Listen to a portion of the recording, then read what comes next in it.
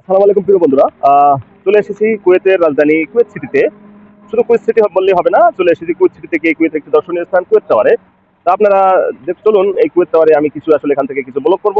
সেই ব্লগের সাথেই থাকবেন এবং ব্লগটি কখন আপনার সামনে গেল কিভাবে গেল আমি জানি না, হয়তো বা আপনি থাকতে পারেন তখন বেডরুমে, অথবা আপনি থাকতে পারেন আগানে বাগানে। যেখানেই যে অবস্থায় থাকেন না কেন, আপনার কাছে যখনই পৌঁছাবে অবশ্যই আপনি এই ব্লগটা দেখে কমেন্ট করে জানাতে বলবেন না ব্লগটা কতটা সুন্দর হয়েছে অথবা কতটা অসুন্দর হয়নি। ধন্যবাদ, তবে এই ব্লগের সাথেই থাকুন। আসসালামু আলাইকুম বন্ধুরা, যেই কথা সেই কাজ। চলে এসেছি কুয়েতের রাজধানী কুয়েত সিটি। কুয়েত সিটি থেকে চলে এসেছি আমি 15-20 কিলোমিটার পূর্ব দিকে কুয়েত নামক স্থানে এবং আরব সাগরের পারে।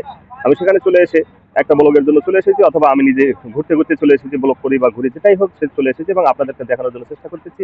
সেটা হচ্ছে এই যে আপনাদের এই যে কুয়েত টাওয়ার। ঠিক আছে, এই কুয়েত টাওয়ারে আমি এসেছি ঘুরতে, এবং এই সাথেই পাশেই আছে আপনার আরব সাগর। এই আরব সাগরের পাশে এবং এখানে এই টাওয়ারটা সৌন্দর্য বর্ধন করে রাখা আছে, এবং এই টাওয়ারকে তারা সৌন্দর্যমণ্ডিত করেছে, এবং এখানে রাতের বেলা এই টাওয়ারে কিন্তু আলো জ্বলে। ঠিক আছে, যেহেতু আলো জ্বলে সৌন্দর্য আরো বৃদ্ধি হয়, তাই আমি এখানে চলে এসেছি।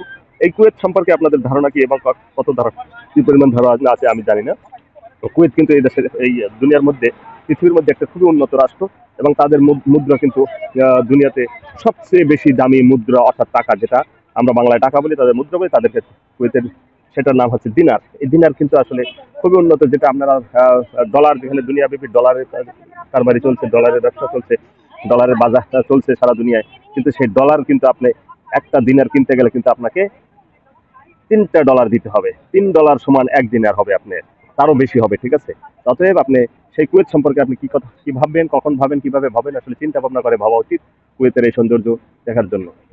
এটা আসলে কুয়েতের রাজধানী থেকে প্রায় 15 কিলোমিটার দূরে, 15 থেকে 10 কিলোমিটার দূরে অবস্থিত, আরব সাগরের পারে পূর্ব দিকে অবস্থিত এইখানে কুয়েত টাওয়ার। এটা তাদের উন্নত রাষ্ট্র যে হবে, তারা সেই উন্নত রাষ্ট্রের এবং তাদের আধুনিক কুয়েতের ল্যান্ডমার্ক বা প্রতীক হিসেবে তারা স্থাপন করেছিল 1979 সালে। সেই কথা আপনারা আগেই জানেন, এবং এটা তাদের একটা ঐতিহাসিক স্থান এবং দর্শনীয় স্থান বলে তারা আসলে এটাকে এখানে স্থাপন করে রেখেছে।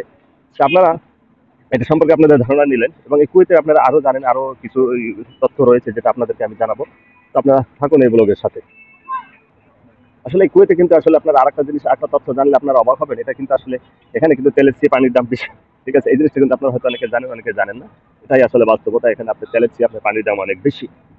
যাই হোক, এই কুয়েতে যারা আসবেন, যারা আসতে চান, আসতে পেরেছেন বা আসবেন, আল্লাহ যদি আপনার কবুল করে আপনি আসবেন, ঘুরতে আসবেন বা কর্মের জন্য আসবেন, যে যেভাবে যখনই পারেন আসবেন, সবাইকে অভিনন্দন জানাই। এবং এই কুয়েতের সাথে যত ঐতিহ্য আছে সেগুলো আমি বিভিন্ন ব্লগের মাধ্যমে তুলে ধরার চেষ্টা করব।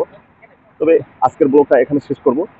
শেষ করে আমি একটা অন্যদিকে ঘুরতে যাব। এই জন্য আমি লাস্ট সিনিয়র হিসাবে আপনাকে এটা পুরো কুয়েত টাওয়ারটা আসলে দেখানোর চেষ্টা করছি। সেটা কিন্তু রাতটা খুবই ঝিলমিল ঝিলমিল করে। তো কেমন হলো এই ব্লগটা অবশ্যই কমেন্ট করে জানাতে বলবেন না, এবং সাথেই থাকেন হ্যাপি ব্লগের। আসসালামু আলাইকুম।